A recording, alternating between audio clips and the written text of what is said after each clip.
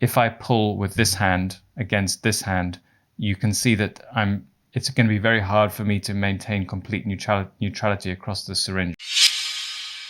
So tell us about aspirating. How do you do that? You need to have a stable patient, stable hand. It's all back down to that stability. If all of this is locked in place, so I'm stable at my wrist, I'm stabilized my fingers even, the only bit that's moving here, I'm actually resting. In the case of a periosteal injection, you've got one more place to rest, which is on the patient's bone basically. Sounds terrible, but doesn't actually hurt that much.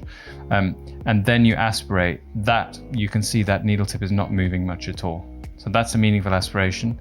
Then I can inject, and I know that at the point I've aspirated, I can inject more safely than without aspirating. I can say it that way. So the other thing you need to practice is how are you actually going to aspirate. And there's lots of practice and many different ways of doing it.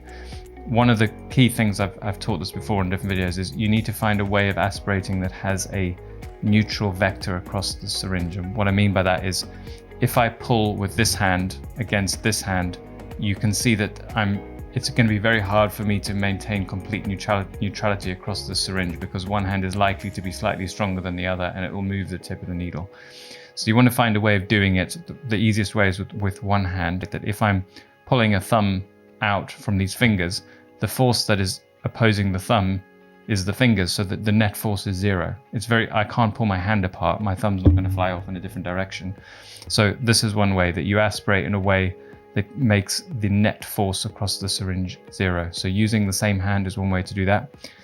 In fact, it's the way you do it with this side as well. If you're going to aspirate using your left hand and stabilize with your right hand, you still do the same thing. You push with one finger and pull with the other finger.